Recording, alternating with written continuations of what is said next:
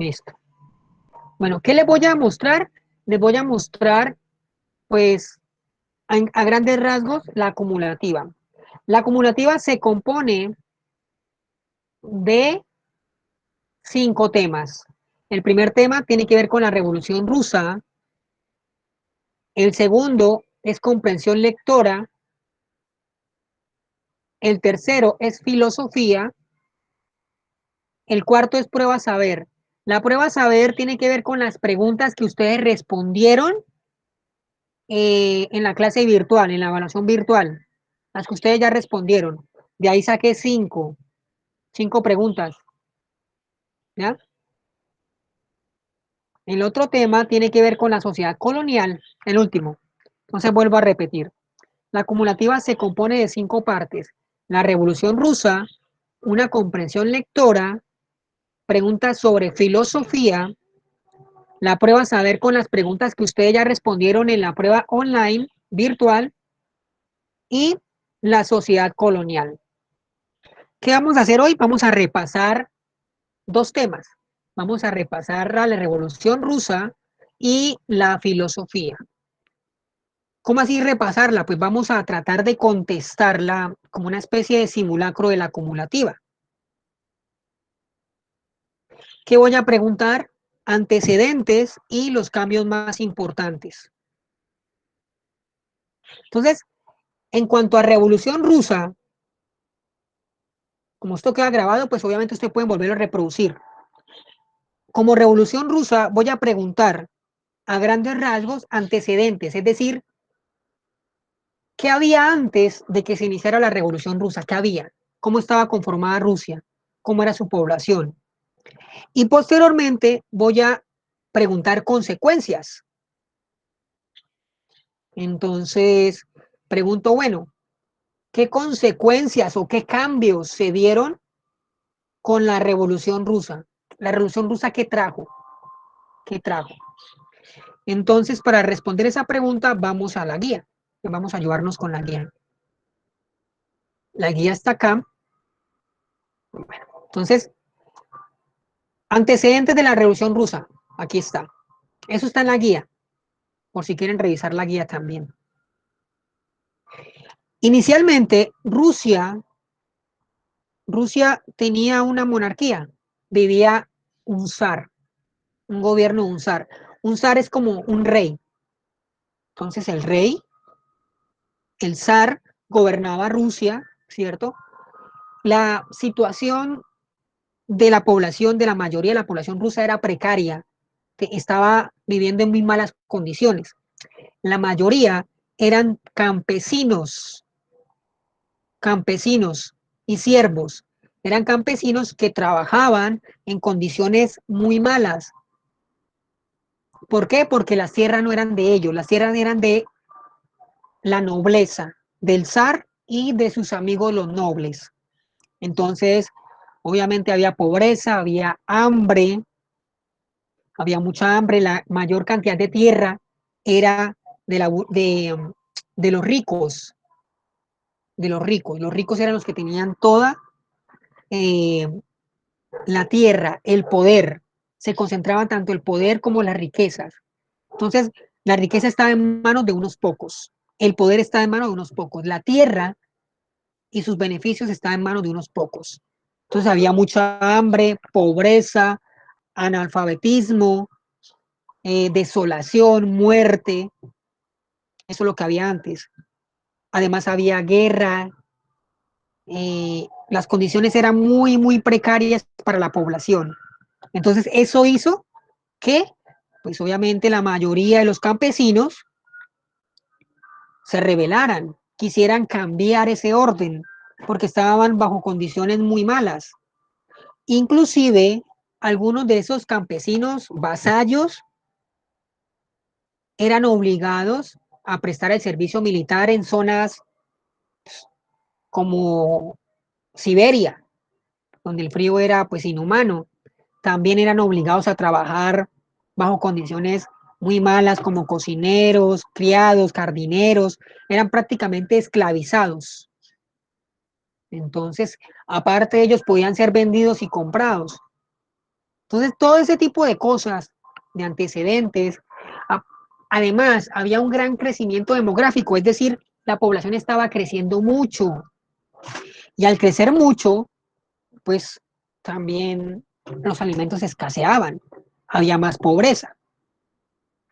Todo eso conllevó a un descontento de la población, ayudado también por nuevas formas de concebir el Estado. Por ejemplo,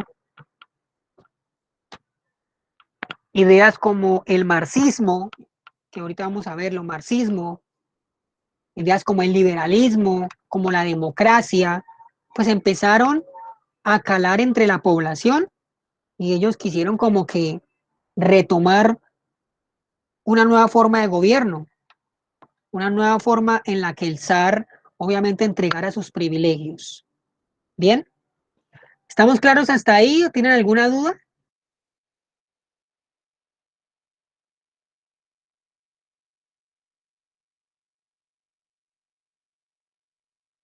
Bueno, entonces seguimos. La otra es las consecuencias. ¿Qué consecuencias trajo esa revolución? Sencillo, aquí están. Les voy a pedir consecuencias económicas, sociales y políticas. Aquí están las tres, mírelas. Entonces, primero en el plano social. En el plano social, pues se buscaba que hubiese una repartición justa entre todos de las riquezas de la nación, ¿ya? Que hubiese un mejor trato hacia los trabajadores. Primero se derrocó al zar, se quitó a esa especie de rey y el gobierno ahora era del proletariado, del pueblo. El pueblo asumió el poder. Querían acabar con las clases sociales. Clases sociales quieren desaparecer, las desaparecen. La riqueza generada por la producción, por la venta, por el comercio, se repartiera de acuerdo a las necesidades de cada individuo. O sea, lo que se buscaba es que hubiese una socialización de la riqueza. Socialización es repartirla, la riqueza, distribuirla entre todos. De esa manera, pues obviamente acabar con las diferencias. También que el proletariado, es decir, los trabajadores, se adueñaran de las empresas, de las industrias, y ellos sean los que produzcan, acabar con los ricos, con los burgueses.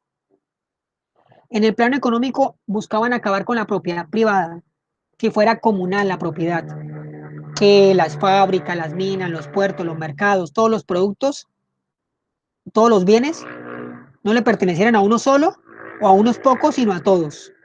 Bien.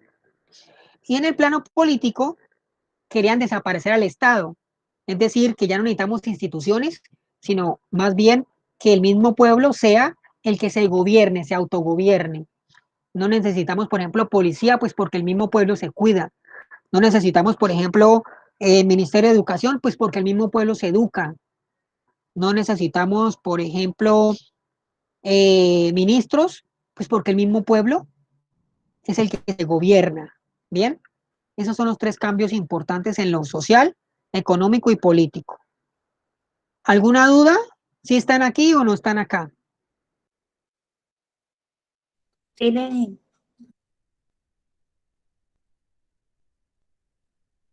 Bueno, quiero recordarles que yo les envié a todos ustedes un mensaje, ¿no? El martes 3 de noviembre, en el que obviamente les decía que pues tenían clase de retroalimentación, ¿no? Pues para que lo sepan. No sé si les llegaría.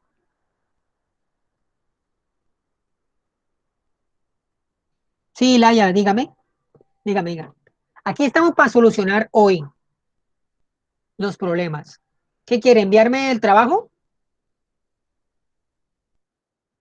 Si me lo quiere enviar hoy, envíemelo, se lo recibo. Uy, ¿cómo así que supuestamente envían hoy? Para la señorita Dana López, si quiere entregarlo hoy, se lo recibo. Bueno, si, como ayer sí, si quiere entregarlo a las 12 de la noche, pues Yo me voy a trasnochar. Con mucho gusto, todo por usted. Listo. Ya, sigamos. Entonces, ya como que contestamos las dos primeras preguntas. Los antecedentes. Rusia estaba bajo un ambiente de pobreza, un ambiente de hambre, donde la población más pobre eran los campesinos y los siervos que vivían prácticamente esclavizados. ¿De quién? De la nobleza, del zar, que poseía la mayor parte de la tierra en Rusia. Eran los dueños de las tierras. O sea, pues eran los más ricos. Entonces, todo eso generó un descontento. Aparte de las ideas de democracia, de liberalismo, el marxismo, todo eso pues conllevó una revolución, la famosa revolución rusa. ¿Y qué motivó? Cambio económico, político y social. ¿Y dónde lo encontramos? Aquí en la guía. No necesitan buscar la guía, mire, simplemente viendo el video, lo dejo acá un rato, lo pueden parar, vuelvo a bajarlo y está ahí. Lo vuelvo a bajar otro pedacito y está acá. Aparte, mire, esto es lo que yo voy a preguntar. Esto. Simplemente que nos importa que haya comprensión lectora. Bien, es esta. Ahora vamos a hablar de la filosofía. Entonces, filosofía. Vamos a dejar de presentar. Ya quedó claro, ¿no? La filosofía. Bueno, en cuanto a filosofía, son, en este caso, 4 preguntas que se van a hacer. Creo que en la guía hay varias, pero pues son 4 que vamos a hacer. Entonces, vamos a mirar la guía, vamos a analizarla, qué preguntas pueden salir.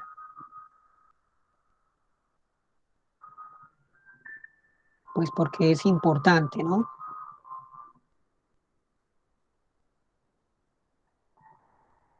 Entonces vamos a compartir la de filosofía. Espera que no la tengo.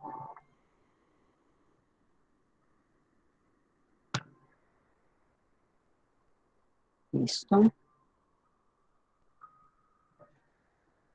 Filosofía.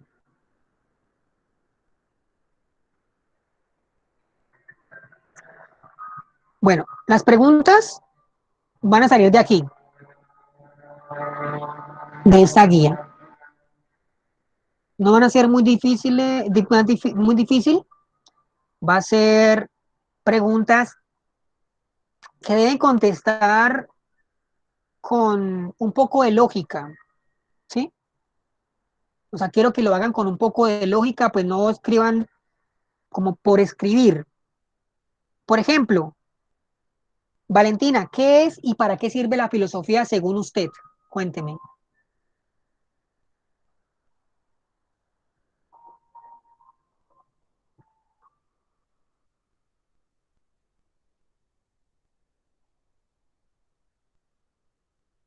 Pues para mí es como, es que no sé cómo explicar. No, explíquelo como si estuviéramos en el examen. Yo le digo, Valentina, bueno, ¿qué es la filosofía para usted? ¿Qué es? ¿Qué es? Entonces usted, si quiere, se puede aprender de memoria el concepto. Entonces dice, la filosofía es un conjunto de saberes que busca establecer de manera racional los principios más generales que organizan y orientan el conocimiento de la realidad. Si quiere eso.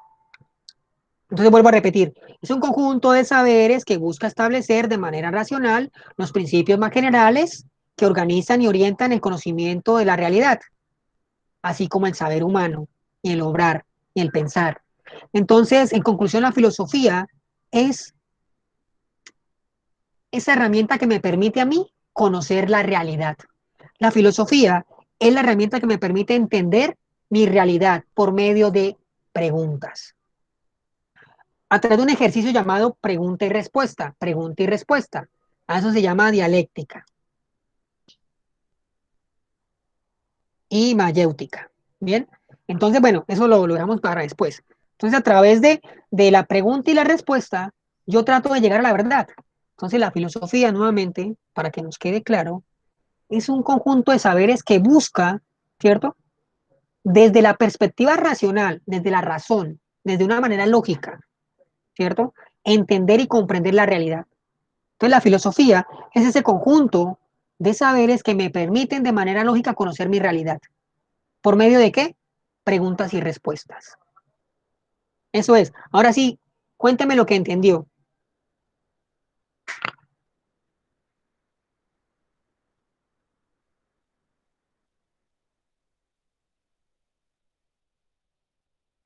Señor Lenin, es que se cortó. Valentina. No, pero es que no lo escuchan, es que se cortó. O sea, ¿no me escuchó lo que expliqué? Sí, eso sí, eso sí, eso sí. Ah, bueno, no, entonces, para usted, ¿qué entiende por filosofía entonces ahí?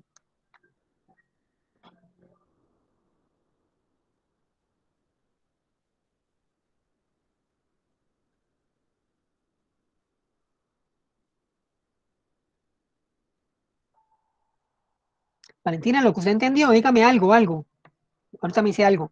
No, dígame, ¿qué entendió? Laia, ayúdele a Valentina. Acuerde que estamos repasando para la acumulativa. Lo que estoy haciendo es ayudarles para que saquen 5. Pues lo que entendí es que la filosofía es algo que estudia la razón y hace diferenciar entre la emoción y, y sí, la razón, tener Bueno, razonamiento. bueno, casi, pero no. Entonces vuelvo a repetir, la filosofía es ese conjunto de saberes racionales, es decir, la filosofía es el conjunto de conocimientos racionales que yo tengo y que me permiten a mí conocer mi realidad. Es decir, la filosofía es esa ciencia que me permite a mí entender dónde estoy, dónde soy. Mejor dicho, la filosofía esa es la ciencia que me permite a mí conocer mi realidad a través de un conocimiento lógico y se puede ayudar por medio de preguntas y respuestas.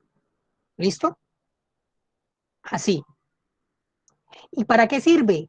Sencillo, para comprender mi realidad, para entender qué está pasando en el mundo, para saber cómo funcionan las cosas y por qué funcionan las cosas. ¿Bien? Eso es. Tranquilas, ustedes qué van a hacer, van a escuchar nuevamente el video y van a tratar de responder, ¿ya? Entonces, la filosofía, como es ese conjunto de saberes y de conocimientos lógicos, racionales, que me permiten a mí entender la realidad, mi realidad, ¿le ha servido a la sociedad? ¿Sirve? ¿Es, es importante para la sociedad actual? Pues obviamente sí, partiendo de la base que la filosofía me permite a mí comprender la realidad, pues yo por medio de la filosofía también puedo preguntarme el por qué suceden las cosas. Por ejemplo, ¿por qué la gente se está muriendo rápidamente en el mundo? ¿Qué los enferma? ¿Qué los enferma? Entonces yo pregunto, yo como científico me pregunto, como bacteriólogo, ¿qué enferma a las personas? ¿Qué causa las enfermedades? Esa es una pregunta que parte de la razón, ¿cierto? ¿Por qué se enferman las personas? Empiezo a preguntarme yo, ¿no? Entonces, la filosofía parte de esa pregunta. Y yo, como científico, pues como ya me hice esa pregunta, ya quiero saber cómo funciona ese mundo microscópico, ese mundo donde existen las bacterias y los virus que no vemos nosotros, pues empiezo a estudiarlos y descubro enfermedades. Y aparte de descubrir enfermedades, descubro las curas. Entonces la filosofía permite o permite a las personas entender el funcionamiento, el porqué de las cosas, del cómo suceden, del cuándo suceden, del por qué suceden, del qué las causa, ¿cierto? ¿Por qué suceden de esa manera? Entonces, la filosofía lo que hace es ser el inicio del conocimiento, el inicio del entendimiento, el inicio de la comprensión del mundo. Bien, entonces la filosofía es eso, como ciencia y que le aporta a la sociedad. Entonces, eso es una herramienta, la filosofía es una herramienta muy importante para la ciencia porque es el paso inicial para descubrir algo, es el paso inicial para conocer algo, es el paso inicial para comprender algo. ¿Listo? Quedó grabado, creo, en el minuto 20. Bien, entonces seguimos con esa parte de la filosofía. Esa pregunta sí quiero que me la responda, por ejemplo, la señorita López. Eh, ¿Usted cree que la filosofía o preguntarse por los fenómenos naturales, por todo lo que ocurre en nuestra sociedad, en nuestro mundo, puede generar mayor conocimiento? Es decir, preguntarse del por qué las cosas, del por qué funcionan o el cómo funcionan. Sí, listo, ¿por qué? Ahí está Javid, ¿cierto?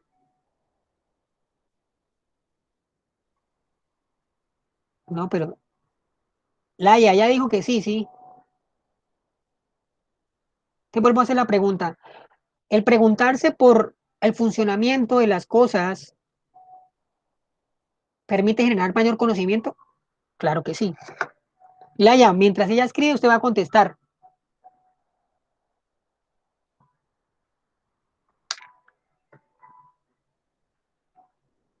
Pues la pregunta que hice, si cree que el preguntarse por el funcionamiento de las cosas, del funcionamiento de la sociedad, del por qué funciona de esta manera, del por qué ocurren fenómenos naturales, del por qué ocurren fenómenos sociales, políticos, económicos, genera mayor conocimiento.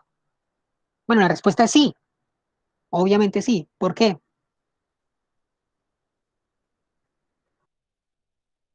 Pues porque nos ayuda a entender más las cosas, el mundo, lo que pasa, lo que está pasando en esta actualidad y lo que pasó en el pasado, sí, para entender todo. Listo, muy bien. Entonces, mientras Dana escribe, o ya escribiría, el preguntarse conlleva una respuesta.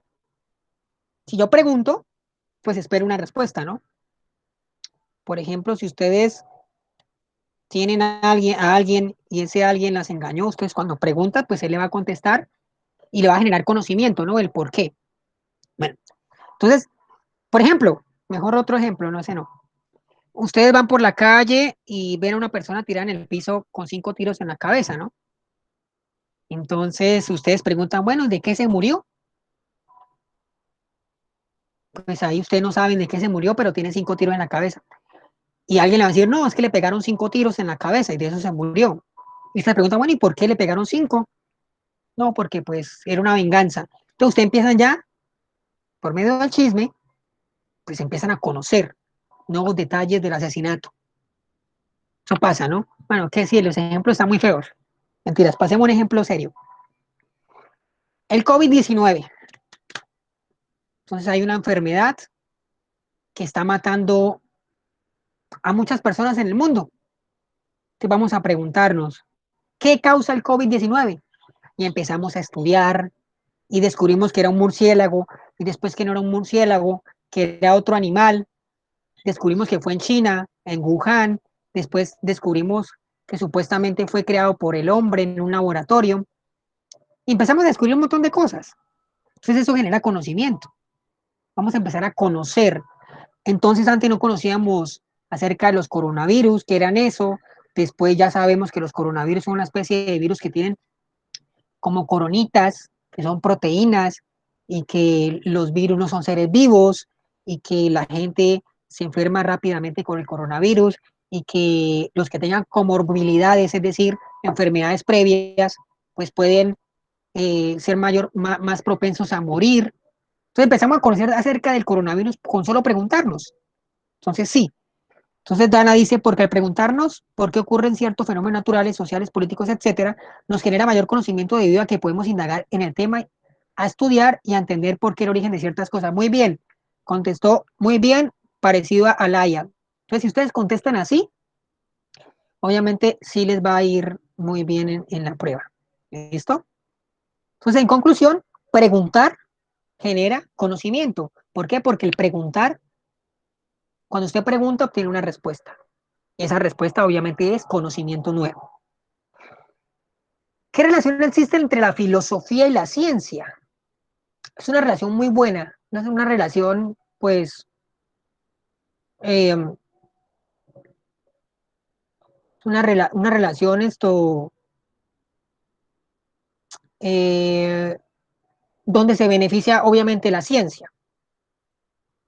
Porque pues con la filosofía es el encuentro entre el ser humano, el mundo, su forma de pensar, su forma de percibir la realidad, ¿cierto? Su forma de preguntarse, su forma de responder, entonces, su forma de interpretar. Entonces, la filosofía tiene múltiples interpretaciones de la vida, múltiples interpretaciones de la sociedad, múltiples interpretaciones o múltiples formas de abordar la realidad. Entonces, eso lo que hace es enriquecer el conocimiento. Entonces la filosofía enriquece el conocimiento. La filosofía reproduce conocimiento. La filosofía genera conocimiento, ¿cierto? Pues no solo uno, muchos conocimientos. Entonces, entre más conocimiento yo tengo sobre algo, más lo entiendo. Entonces, la filosofía es eso. La filosofía es conocer y entender. Y yo como conozco, pues indagando y preguntando, conociendo, estando ahí, valorando. Entonces, obviamente la filosofía es el primer paso para la ciencia. ¿Por qué? Porque la ciencia empieza a indagar, a preguntarse de las cosas, del por qué funcionan y vamos a tratar de explicarlo, pero esa explicación científica es una explicación a través de un método científico, es una explicación que debe ser comprobada, validada, debe ser demostrada. Y la filosofía lo que hace es el preguntarse, es el paso inicial de la ciencia.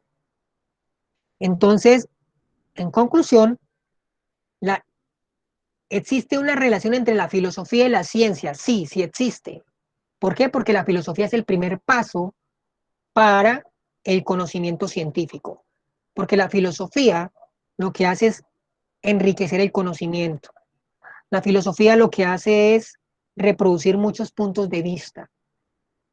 Y eso le permite al científico empezar a generar respuestas y a estudiar diferentes realidades en un laboratorio o a través de un método científico que le permita dar una respuesta válida, lógica, que se pueda sustentar, comprobar.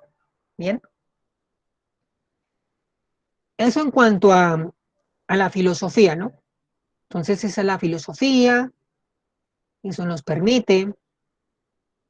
La filosofía pues se pregunta por muchas cosas, ¿no? Se pregunta por el conocimiento, cómo se origina, cuándo se origina, quién lo origina, si es válido o no. Por eso es muy importante para la ciencia, porque la ciencia necesita validar el conocimiento, necesita que ese conocimiento sea real, verdadero. Entonces, gracias a la filosofía se puede comprobar. La filosofía también se pregunta por el hombre. ¿Qué es el hombre? ¿Por qué existe el hombre? ¿Por qué existe de esa manera? ¿Por qué piensa de esa manera? ¿Por qué se comporta? ¿Por qué crea leyes? ¿Por qué se organiza? ¿Por qué crea eh, tipos de comportamiento? También la filosofía se pregunta por los temas de el espíritu del hombre, los valores, la moral, la ética, ¿cierto? De cómo debe comportarse en la sociedad. La religión se pregunta sobre Dios, sobre el principio de las cosas, sobre la naturaleza, sobre el cosmos, sobre la creación, ¿bien? Y se pregunta, pues obviamente también por lo metafísico, que es más allá de lo físico, ¿no? Por las cuestiones epistemológicas, antropológicas, es decir, por el hombre más allá del ser material, del hombre concebido como un espíritu, como pensamiento. Entonces, es muy importante, obviamente, para la ciencia. Entonces, para que nos quede claro, podemos leer esto, mire, filosofía y ciencia. Vamos a señalarlo para que les quede claro cuando vean el video. La filosofía de la ciencia se ha caracterizado por indagar sobre el fundamento del conocimiento científico y por el modo como la filosofía puede contribuir en la construcción del conocimiento científico. Es decir, la filosofía le permite a los científicos comprobar, comprender y entender ese conocimiento. Le permite a los científicos demostrar que lo que están diciendo tiene validez, es lógico. La filosofía permite al científico, a través del lenguaje, dar a conocer sus resultados. ¿Por qué? Porque la filosofía lo que hace es darle un orden a lo que el científico quiere descubrir, quiere estudiar, quiere entender. Entonces, la ciencia se apoya de la filosofía, pues porque la ciencia nunca se va a olvidar, pues que el punto de partida es el hombre. Quien hace ciencia es el hombre. Quien razona es el hombre. Y el hombre es ese ser filosófico, pensante, racional y lógico que se pregunta por la sociedad. En conclusión, la filosofía es muy importante, es una herramienta indispensable para el conocimiento científico. ¿Por qué? Porque es el punto de partida. Es el punto de partida para indagar, para preguntarse, para cuestionar, para entender y para conocer. Aparte, la filosofía le permite a los científicos fundamentar su método científico, fundamentar su lenguaje de una manera lógica para que lo entendamos todos y de esa manera podamos comprobar que lo que ellos dicen es verdad, tiene sustento científico. ¿Por qué? Porque la filosofía busca la verdad. ¿Listo? ¿Quedó claro? ¿La filosofía se puede responder a ella misma o solo se pregunta sin tener respuesta? ¿De dónde saca las respuestas? Muy bien, sí, la filosofía se puede responder ella misma. La filosofía es eso, la filosofía permite, como ya dije, tener diferentes puntos de vista. Entonces vamos a suponer, yo como científico, yo como filósofo, perdón, yo como filósofo, por ejemplo, doy mi punto de vista sobre la realidad. Para eso existen doctrinas filosóficas. Entonces hay muchos puntos de vista, ¿ya? Entonces, por ejemplo, yo como por ejemplo, filósofo del racionalismo, yo digo que es la razón es la fuente del conocimiento. Entonces hay otro filósofo, por ejemplo, empirista, que dice, no, no es la razón, sino la experiencia. La razón es lo que yo pienso, lo que yo entiendo, y la experiencia es lo que yo vivo, lo que yo siento. Entonces hay diferentes formas de conocer el mundo. Hay diferentes respuestas. La filosofía no da solo una respuesta, muchas respuestas, muchas preguntas. Por eso la filosofía enriquece el conocimiento, porque hay muchos puntos de vista de la realidad, hay muchas formas de entender la realidad. Por eso los científicos se apoyan en eso. ¿Por qué? Porque vamos a suponer un filósofo religioso, un filósofo que dice que existe Dios y que Dios es el creador y lo demuestra a través de su filosofía. Otro filósofo dice no, no es Dios, sino es la naturaleza la que se creó ella misma. Otro no, no es la naturaleza, es la materia. Otro dice, no, no es la materia, son diferentes dioses, ¿cierto? No es uno solo, son diferentes dioses que crearon al mundo. Entonces hay diferentes formas de entender la realidad, no una sola, diferentes. Se cuestionan unas con otras. Aquí lo importante no es cuestionarse, sino que ellas explican de manera diferente su realidad, pero lo que hace es enriquecer.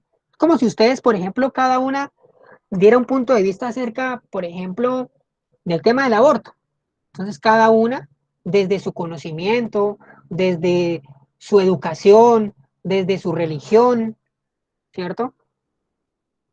Diera un punto de vista sobre el aborto, cada uno. Sí, es eso. Entonces, como todas ustedes dan diferentes puntos de vista, pues lo que hace es enriquecer. Por ejemplo, yo hago la pregunta y solo responde usted, Laia. No responde ni Dana, ni Valentina, ni Gabriela, no responden. Entonces, solamente nos quedamos en una respuesta. Pero si ellas respondieran cada uno, cada una, pues obviamente, ay, Javid también. Entonces, si responden ustedes, pues generaríamos mayor conocimiento porque cada una daría su punto de vista y al final terminaríamos llegando a un acuerdo. O si no, pues obviamente tenemos diferentes puntos de vista, que es lo más importante. Eso es la filosofía. Para mañana, pues seguiremos obviamente explicando otra cosa. Sí, es que eso es lo importante, a ver, el debate. El debate lo que hace es generar conocimiento. El debate lo que hace es mostrar los diferentes puntos de vista, ¿cierto? De las personas, pero con obviamente sustento lógico, ¿no? Vamos a leer un poco acerca de las leyes, de cómo es la cultura, de cómo es esto, y pues eso enriquecería y enriquece ese debate, porque es mejor así. Muy bien, Laia, estaba muy preguntona. Bien, aprendan. ¿Gabriela puede hablar o no? Gabriela,